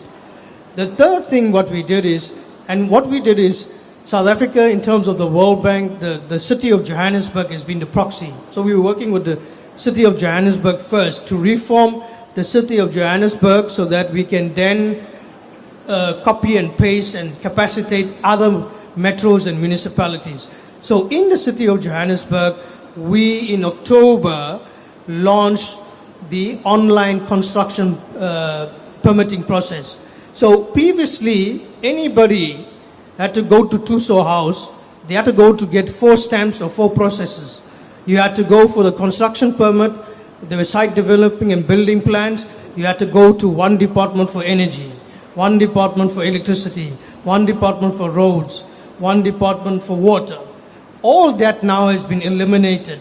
For professionals in the architecture, one process, online, on-site, on time.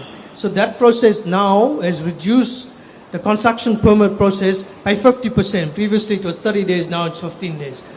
Lastly, in terms of registering a property, we revamped the website of the deeds office, making it more transparent and loading up-to-date documentation.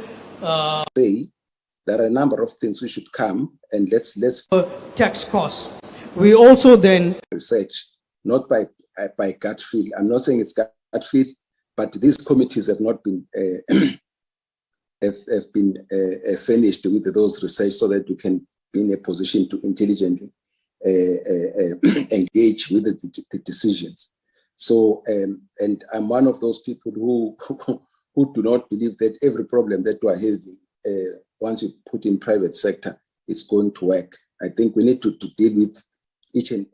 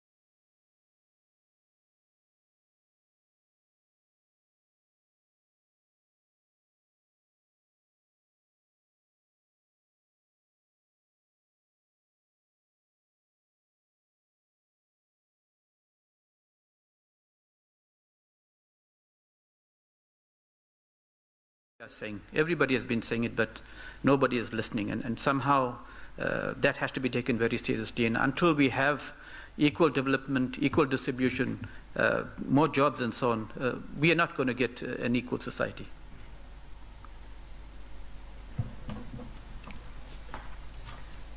Would you further agree that this then exacerbates social divisions, the economic gap between the communities in Phoenix and residents of neighboring areas? Yes, no, definitely. Definitely. Yeah. On the issue of racial profiling, to what extent was this driven by perceptions that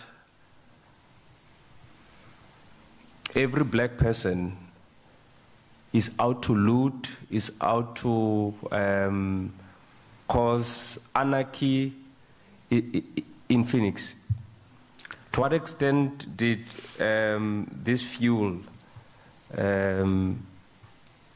what happened?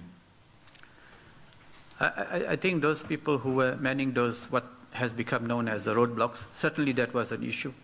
They were not allowing people looking into cars and watching who is the people. If the Indian people, probably let them through, and if they are people from the African community, chasing them away, not allowing them, or burning the cars, or in some cases when they found guilty of shooting. So if you stay in Inanda, Bambai, Yamahoti, do you have to pass through Phoenix to reach your area, or are there other alternative routes? I think there are many access routes. If people are working in Phoenix, then you'll have to go. If you're working in the Phoenix hospital, as an example, as a nurse, you'll have to come into Phoenix from wherever you are, whether it's in Kwamashu and so on. So in some instances, you don't have to go through Phoenix. In other instances, you'll have to come into Phoenix because perhaps you're working there or staying there. Yeah. Would you agree that there was racial profiling which specifically targeted black African people? Well, that's what the media, and that's what the facts have to be verified on that issue. I'm not there to say, look, I saw this man say, don't come because you're a certain race group. Yeah, because you are very well versed with the events of the 12th, but you are quite selective in answering some of these questions. Are you concerned about the perceptions about the Indian community following what has been characterized or dubbed as the Phoenix massacre? I've taken the oath to speak the truth here. So when I say I saw where I was staying, the houses being, the shopping center being looted, that's what I saw. I cannot tell you what I didn't see because I'm under oath here.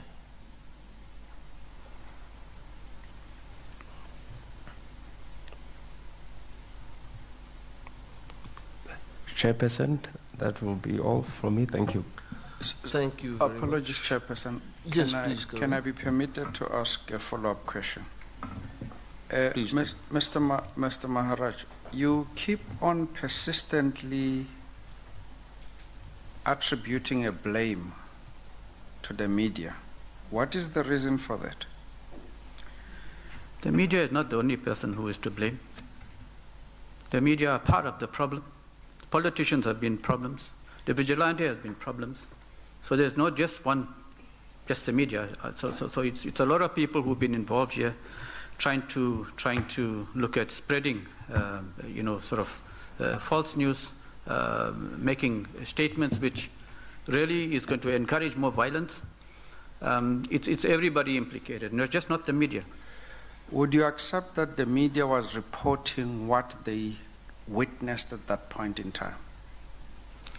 Well, in some cases, not every case, like the one I mentioned earlier on, definitely it was wrong reporting, false reporting. Yeah, but would you accept that they were reporting what at the time they were witnessing? Well, I would insist that in many cases they would have. In some cases they really missed the target. Now, let's go to the issue my learned colleague asked you about the massacre. Would you characterize the maiming and brutal killing of African people in Phoenix as a massacre? I think those were killings which is not acceptable. We acknowledge that, we have condemned it, we have given information to the police to make sure those people are arrested. Those were killings, and that's what we're saying. The massacre thing got coined by the media, certain opportunistic members of or politicians, and so on and so on. And that's my view. If you prefer to call it a massacre, so be it. Would you accept that your view may be incorrect? Yeah, I accept my view may be incorrect, and you should accept that your view may be incorrect. Now, let's go to massacres then. Like, for instance, you made reference to Marikana massacre. 34 miners were brutally maimed, and it was referred to as a massacre, not a killing. Do you accept that? Well, that's what I've read. And it was not coined by the media. It is acceptable that it's a massacre. Maiming of 34 people in Marikana. At one go. It doesn't matter at one go, but those people were killed. Well, I think if there is acceptance on part of whoever it might be that it's a massacre, so be it. I can't change your mind. Buipato massacre in the Val, 45 people were maimed. That was a massacre. Was it a killing in your view? No, I don't know. No, in your view, was it a killing or a massacre? Well, I know about Marikana. I'm not sure about the one you're referring to now. Okay, let's go to Phoenix then. 36 people, mostly blacks or Africans, were maimed. 33 of them, African people or black people. That is a killing to you, not a massacre. It's a killing. What is your definition of a killing and a massacre? Well, killings, you see, there's one thing we've tried to get, which maybe because you're part of government, Section 27 you can get. But the police is very reluctant to release certain information. My understanding, and whether it's wrong or what, is another story. If I come with a machine gun and shoot everybody, I've massacred everybody here. It's a massacre. What isn't clear about when these people were killed, where they were killed, what time they were killed, which days they were killed. Does it? But they were found in Phoenix. For me, it makes a difference. What difference does it make when 33 people are maimed, mainly Africans, and you say that is a killing, not a massacre? Well, people sometimes use it interchangeably, but it's killing. People were killed, which we have condemned. You've referred yourself as an activist. Yes. Since 1977. Yes. Now, an activist will know better that maiming of people, particularly of this number, constitute a massacre, not a killing. Okay. Do you accept that? My view is people have been killed. There's been a your massacre. View is that it's a massacre, so your view is fine. If you feel that is what it, and that's what the media said, and that's what certain politicians said. No, let's leave the media. The media is coining what happened at that point in time. Now, in your view, how many Indian people were killed?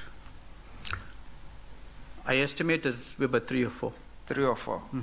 33 African people or black people were killed. How do you juxtapose that? Killing or a massacre? All those people were killed. 3. I don't really get into semantics of killed. People died. It's sad. And now we're sitting here and says it was a massacre, killing, and so on. People died. It's been very sad. There's a program that we are running to look at with those families also. So you know, nobody in my generation of people would like this kind of thing. And condemned it. And no one in your generation will characterize the maiming and killing of 36 people as a killing, not a massacre. I maintain its killings, and that must be recorded. If you maintain its massacre, then so be it. Chairperson, I've got no further questions. Thank you, Mr. Stene. I have a few questions to you quickly, Mr. Maharaj. Yes. How many incidents happened in Phoenix during this period of time of the unrest, if you can put it that way, starting on the 12th? So I'm not Do sure you whether know? you're referring to killings or you're referring to looting or everything.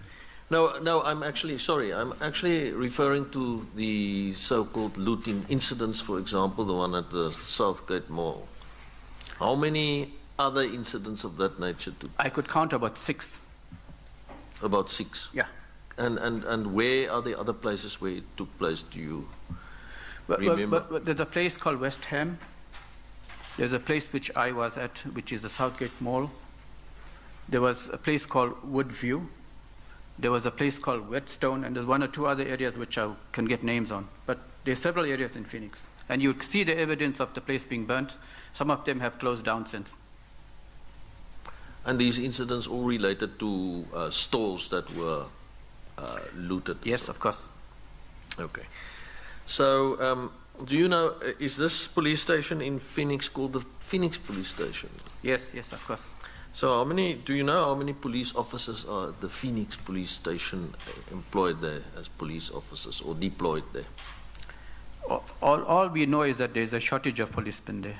I don't know the exact number. Okay, and I would take it then that you also don't know how many police vans this station has? No. Okay. So do you know how many people have been arrested, people now from Phoenix that have been arrested for participating in the killings or violence? The last time I heard it was 28, but if we're following the court cases and so on, it seems some people have been acquitted, 1 has died, so there's now fewer. So according to, where did you get this figure of 28? 28 is what we heard from the police minister. I see. When he visited Phoenix? When he visited Phoenix, yes. And you're not aware of any more people that have been arrested in the meantime? Not right now.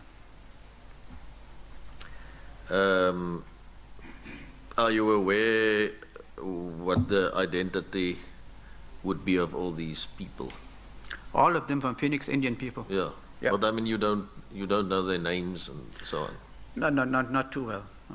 Do you have an idea as to how many of these are, let's call it, ordinary, generally law-abiding Phoenix residents, and how many of them are what you refer to as vigilantes or criminals or whatever the case may be? I would imagine really. About half of them would be ordinary Phoenix Okay, people. but that's simply a guess. Yep. Okay. So then we'll not take that further. As far as the looting itself is concerned, I mean, it is taken that there were obviously also socio-economic marginalized people, poor people and so on involved in that. I think that is generally accepted. But likewise, there are also millions of poor people, not only in KZN but also in the rest of the country, that did not participate in looting. So there is the theory or the allegation that the looting must have been organized or orchestrated. Do you have anything to contribute in that regard that you might be aware of as far as possible organization or orchestration, or can't you really comment on that? Well, what you see is what you read about those people who organized this. So you know it, we've read it. So apart from media reports, you're not aware of specific information that point towards that or point away from that? No. Okay, thank you very much. The panel members, Commissioner Tuli. Good morning, Mr. Maharaj. Yes, good morning. Firstly, thank you very much for making the time to attend to this hearing. Thank you also for your dedicated years of activism. It goes without saying that South Africa is in need of more activists and people who are dedicated to the development of communities. It's also important to reiterate to you, Mr. Maharaj, that the Commission in conducting these hearings is not adopting an adversarial approach. We are here in the interest of building our nation, and the questions and the engagement that is here before you is towards that purpose. With that, Mr. Maharaj, I also have a few questions to engage you on. Perhaps the first begins at the mention of your area being 100% Indian. Could you clarify to the Commission whether it's just your section that is 100% Indian? If so, approximately how many households or families are within this jurisdiction? And the rest of Phoenix, how would you describe the racial diversity of the rest of Phoenix? Yeah, thank you very much. My area is one of the older areas in Phoenix, there since 1976. It's a very settled community, and there would be 100% members of the Indian community still living there. There would be one or two people who may have been moved out, may have moved away, and people from the African community would have bought. I know in front of me there's one person only I know in my whole area who is supposed to be a member of the SAPS. He stays there. I only know of one person. But throughout Phoenix, there would be a 70-30 split, 70% of the Indian community and the members of the African community would be about 30%. Because Phoenix has also expanded a bit more than it was. And new housing developments actually happen, and people who have got money and who generally come from the middle class would buy into areas of Phoenix. So the number would be about 30% of the people in Phoenix are now from the township. Thank you, Mr. Maharaj. Let's talk about feelings. How does it make you feel that your area is constituted of 100% Indian people? It should never have happened, and I'm sure post-1994 it wouldn't have been an issue. It would have been an integrated area. I think everybody understands that Suburta was set up itself as a place where the African communities would be housed those days. Phoenix and Chatsworth would be for the Indian community, Newlands East and so on for the colored community. It was a design which nobody has any control of. And I'm very happy that it's being integrated now and should be integrated a bit more. There's no more place for building houses, but I think as people from Phoenix move out and people have an ability to buy into Phoenix, it's happening as we go along. But I think the more integrated we get, the better it is going to be for society to build as a social cohesion program. So yeah, the quicker that happens, the better it is. Thanks, Mr. Maharaj. Now, moving to the question of the vigilante groups. Advocate Lodz asked you earlier if you knew the racial profile of those who had burned the taxi, and the understanding was that it was very blurry, so you couldn't ascertain the racial profile of those who were involved. Safe to say that you do understand that there are vigilante groups throughout Phoenix, and they run these drug dens across the vicinity of the area, not just in Phoenix. It's a problem across the country, we understand. In your experience and your observations in Phoenix at least, and outside of the video that you say is blurred, from your observations, what is the racial profile of the vigilante groups that are in Phoenix? Well, the video might not show that, but from the police investigation and the rest of the people, is all members of the Indian community who have been arrested. That's fact which is there to see. Now, moving away from what the police have ascertained, I'm asking what your observation has been. The vigilante groups which are based in Phoenix are all Indian people. Thank you. Yeah. Mr. Maharaj, now you mentioned that there were 6 looting incidents. You further mentioned that out of the 6, some have closed down and haven't opened. Do you know the exact number of those that have closed down out of the 6? I think it's about 2 didn't open at all. Others are in the process of being renovated. I think 2 of them are operating. The bottle stores, they are operating again. Thanks, Mr. Maharaj. Now, lastly, you have been questioned quite extensively on the question of massacres, but you have not yet provided your own definition of what you understand a massacre to be. You have mentioned that if you came into this room and shot at people at random, that would be a massacre. Could you be given another opportunity to please elaborate on your own understanding outside when you mentioned Marikana to be a massacre? That is an example that can come but only as an annexure or an addition to your own definition. Could you then be offered the opportunity to kindly offer us your understanding of what it means when someone speaks of a massacre? My own understanding is, and whether it's correct or what, but that's my understanding, is that if I kill everybody at one go, 40, 50 people, gunned down, not armed or what have you, I've massacred all of them. That's my understanding of a massacre. I could be wrong, but that's my understanding. That's okay, Mr. Maharaj. Now, just for clarity, does it need to only be one person shooting a lot of people for it to be a massacre, or can you be accompanied by other people? Could be by other people, of course, yeah. Yes. And do you all have to be in one room shooting one group of people, or can you be in different areas? Well, my understanding is that it's one incident where many people are killed. Thank you. Thank you very much, Mr. Maharaj. Now, following to that, you mentioned that Ubuntu Forum is running programs to assist the families of the deceased. Could you inform this hearing what those programs are, what you have done thus far? Okay. At the beginning of my submission, I said we've met with 4 departments, one of being the Department of Justice. We are working very closely with the Department of Justice to look at what we are calling restorative justice.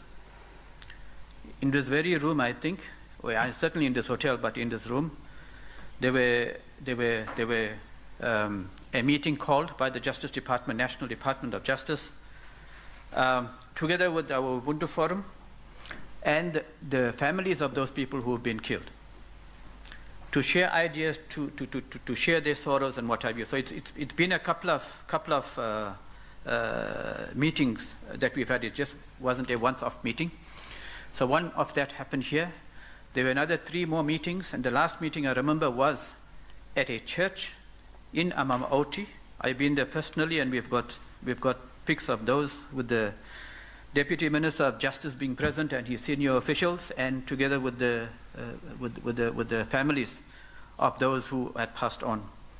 And we had gone there to speak about Phoenix and the fact that we have condemned these killings, and we are hoping all of them will be jailed if they are found guilty.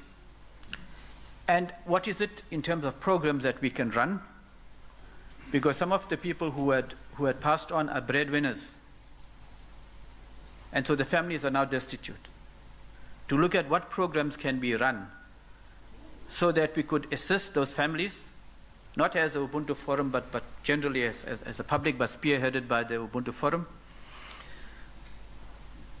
I think we saw 33 families who had come to the church in Amaoti. It happened last month. And I think everybody embraced each other and said, let's look towards the future. Whatever happened, they are very hurt about what happened because people died in Phoenix.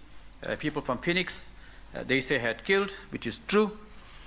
But beyond that, everybody was looking at what else can be done to look at a way forward. And we're very happy to announce that we've been there, we've spoken to the families, they've accepted our bona fides as people who want to work towards making sure we work together as a community and build our community. We had looked at job creation programs for families of the deceased people, and other items that we had taken across, in terms of our food security program. We are working with the church and the families to look at food gardening projects so that people can get their own food and so on grown. So it's a big program which we are running, and we are working with the Department of Justice on this matter here. Thanks, Mr. Maharaj. You mentioned first that you had a few meetings with the families where they could share their sorrows. Yes. Then you moved to the next segment of your answer, which was what you can do, and then you began to elaborate on the programs.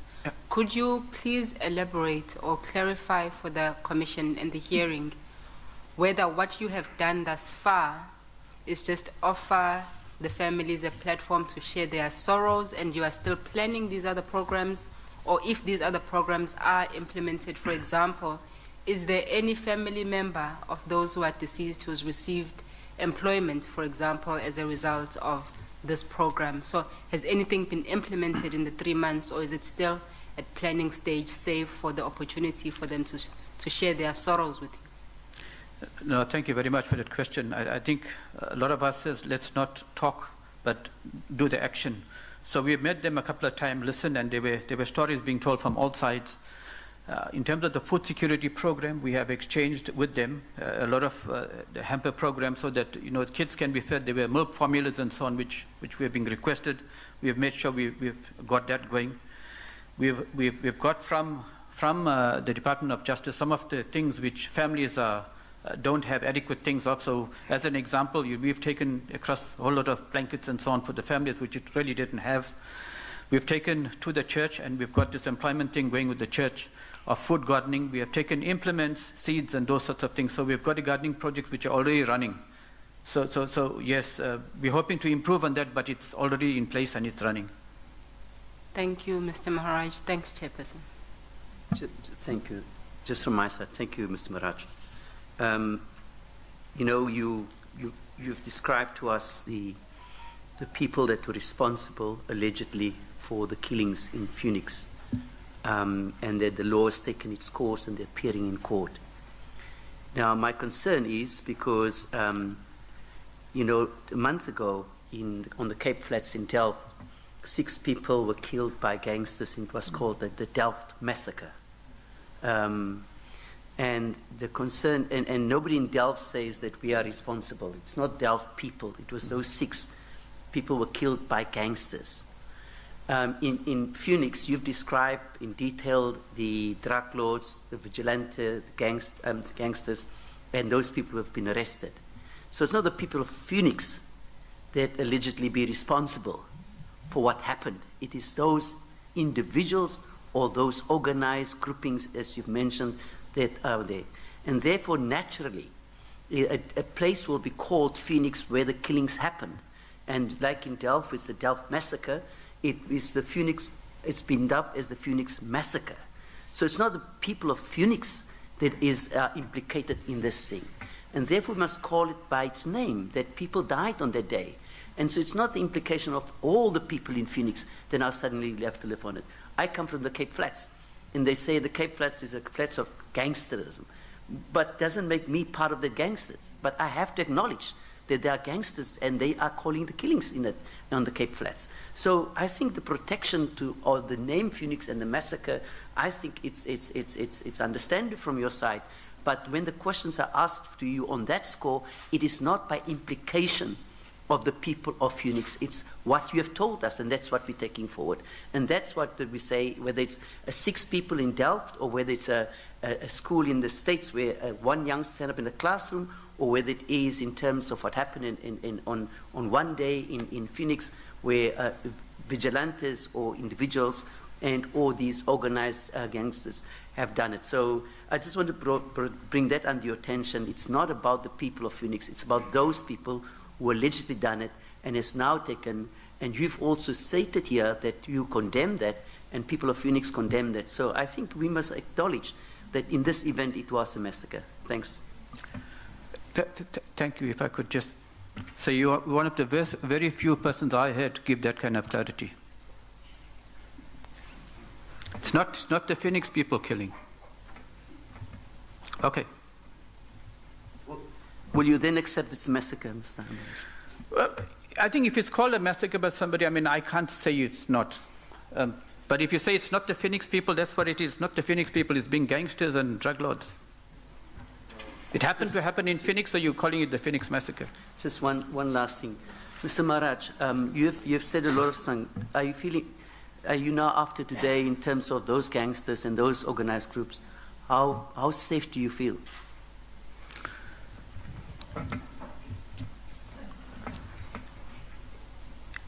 How safe do I feel? I could have felt less safe during the times pre-1994. I am not scared for these people. I am not scared. We have sacrificed a lot. The post-1994 people don't understand this kind of thing, or understand it very less. We have not been scared pre-1994 of dying.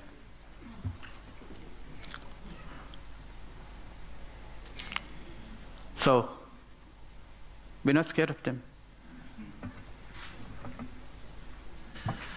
Okay, thank you very much. I think we have now come to... I do just have a follow-up question, Chairperson.